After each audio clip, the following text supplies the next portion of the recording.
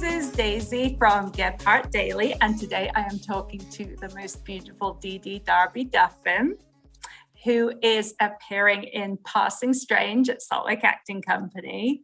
And that goes through May 15th, I understand, and it's a Utah premiere, right?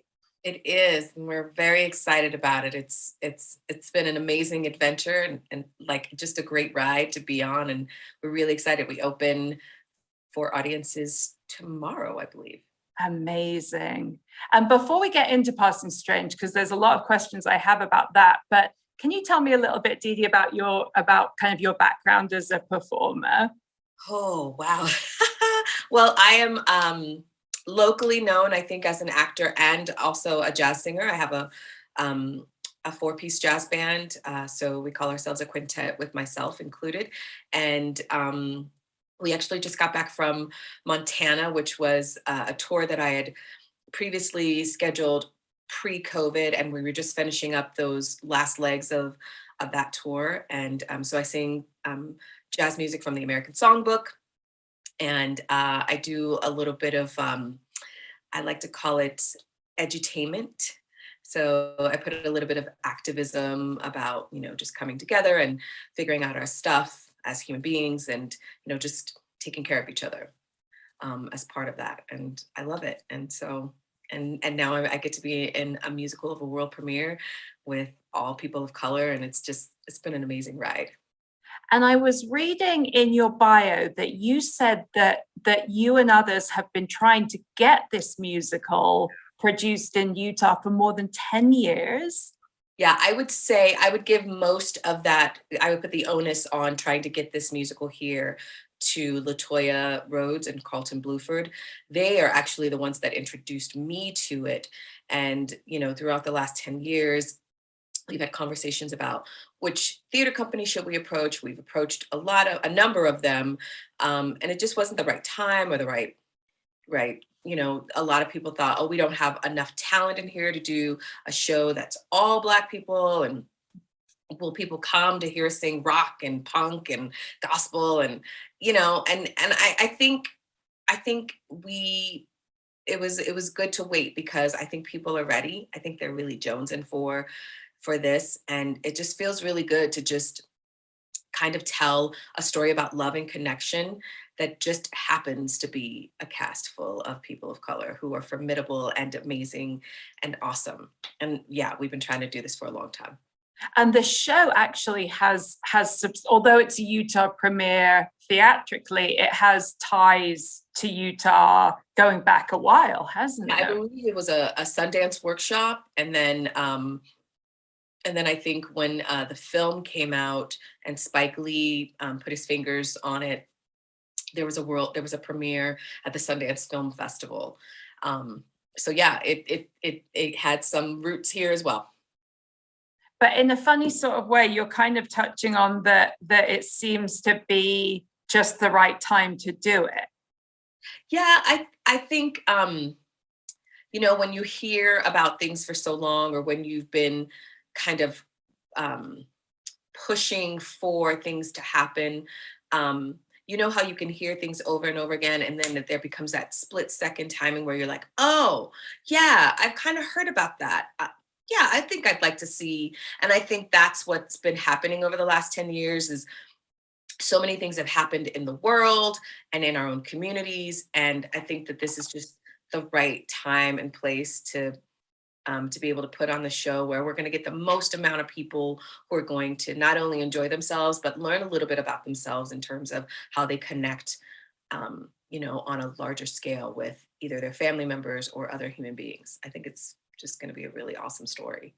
How's it been for you? Because you just came off the back of the cleanup project at Plan B, which was another very significant production, and then you're straight into Passing Strange.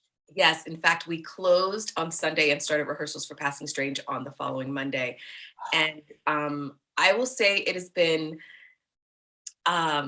exhausting and exhilarating all at the same time. The cleanup project, and a lot of the cast from the cleanup project, cast and the playwright, including, have moved over to Passing Strange. Not all of us, but a lot of us have. And it's just been familial and warm, and we know each other, and we recognize each other's idiosyncrasies. And when I think I mentioned earlier that I talk about taking care of each other. We take care of each other, right? And that is just, it's just an amazing space and place to be in, especially as an artist who oftentimes, you know, everybody knows that one side of us where we're struggling and where we're trying to get our next gig, and, where we're working other jobs so that we can do our art.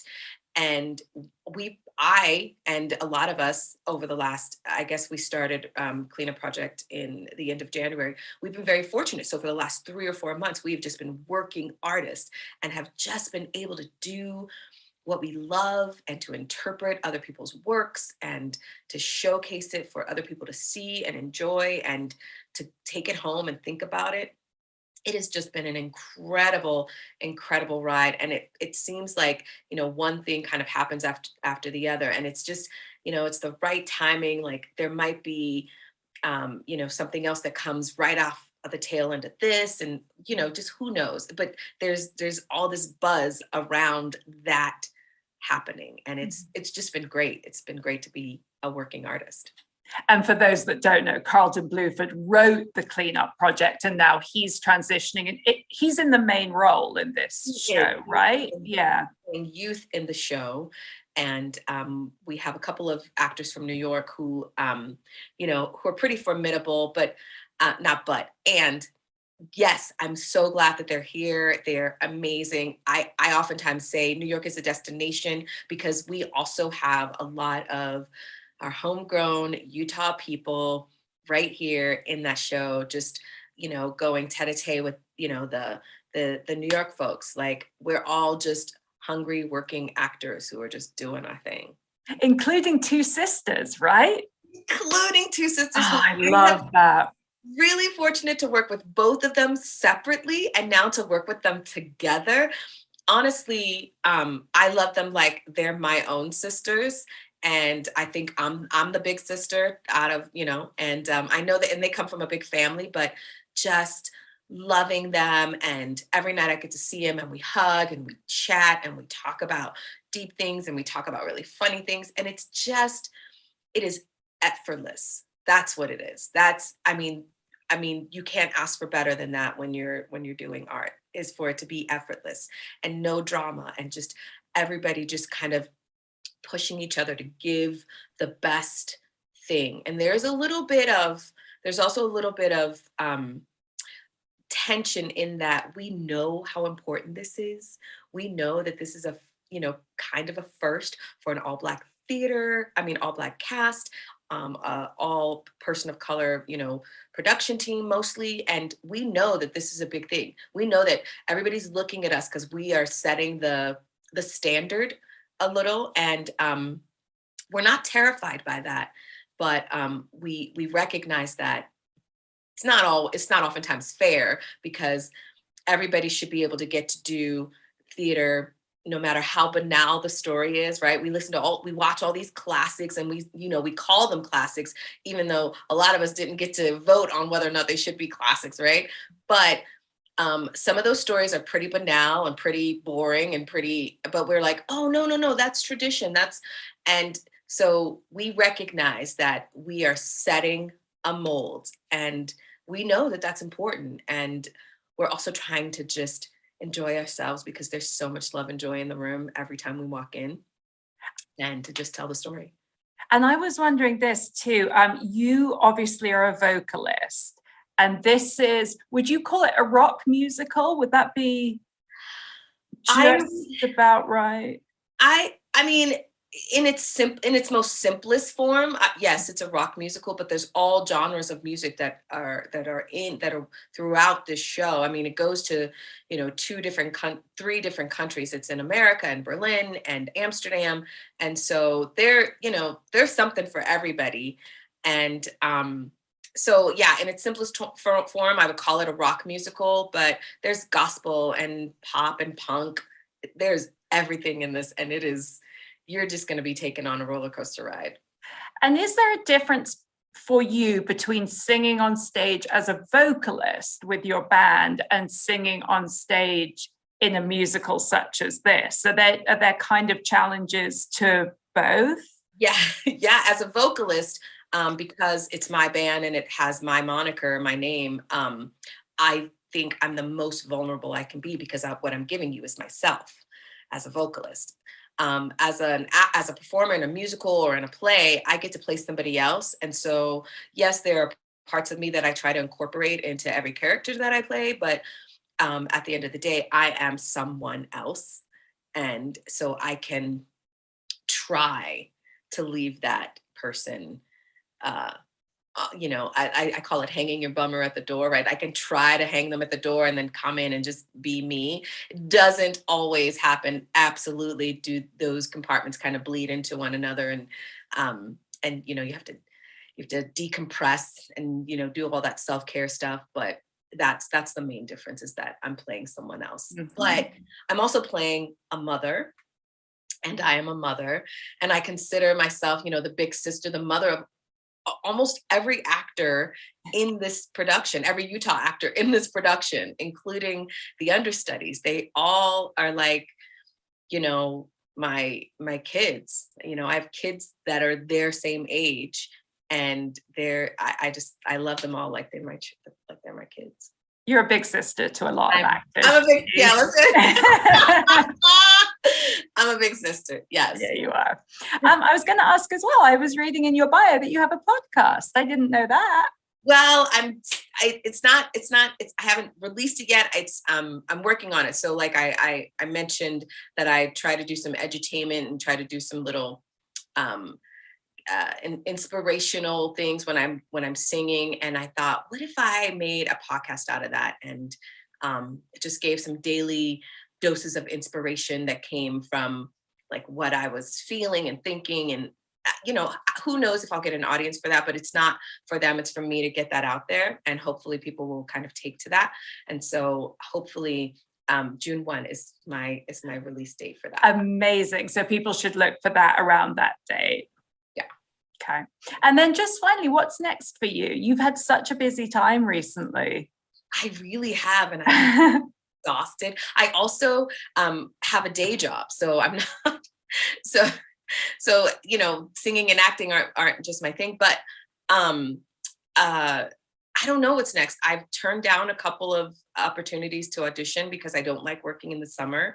But I recently just got like a tidbit of a conversation that said, would you be willing to do this? And I don't have any information on it yet, so I'm not going to put it out there yet. But I think I might be traveling to work. I think I've never worked outside of Utah, but the next thing might be performing in another state, which I've never had the opportunity to do.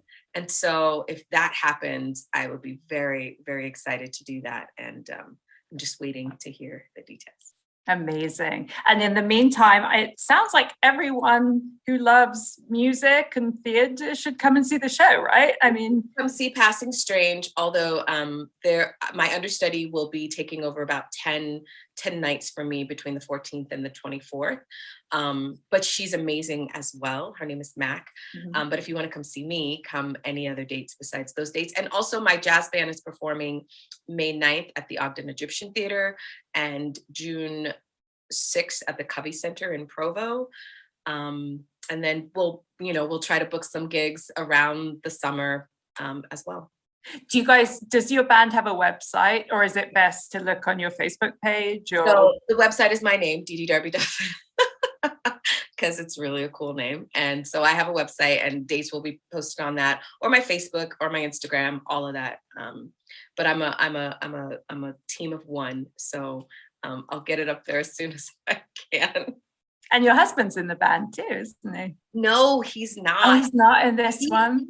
He is my driver. So he drove us to Montana, and he does some sound for us, but it's not his forte to play jazz. He is an avid listener of it, but unfortunately, and I hope someday he starts it again, but he's not in this jazz band. We were in a band together, but not this one. And for those that want to see Passing Strange, it goes through May 15th at Salt Lake Acting Company, and tickets are saltlakeactingcompany.org, or by calling 801-363-7522. And I understand that masks are still in place for this one. Vaccination and masks are still in place.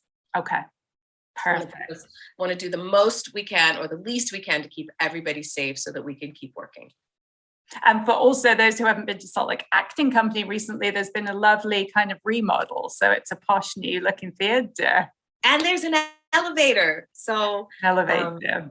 Yes. Yeah. And for anybody interested, there are opportunities to watch the show where there's an interpreter, a sign language interpreter, and a visually impaired day as well that are on the books. So yeah, and all that I was seeing is on the website saltlakeactingcompany.org. On the Passing Strange page, there's a list of performances that have different requirements or whatever the word. Interestingly enough, because you have this beautiful accent, Daisy, I want to tell you that Stu, who's one of the writers for this show, Passing Strange, what I read is how he came up with the name is from a Shakespeare play, and I believe it's Desdemona talking to Othello about his trauma and what, all the stories he's telling her, and she goes, "Wow, that is past strange." Oh, so that's how funny. So that's where he got the name. Yeah. Oh, that's awesome. How cool. How cool. I can't wait to see it. I think we're coming on the 27th now. We were going to go on the 14th, and I texted Josh and I'm like, can we go on the 27th so we can see Dee Dee? Good. Thank you so much for your time. Oh, this has been fantastic. It was lovely to see you, and I can't wait until you see the show. Oh, I can't wait. Can't wait. Thank you so much. I think you might be, oh no, you're not freezing. I thought you froze for a moment, but thank you so much, my dear. Talk to you soon. All right. Thank you. Bye now.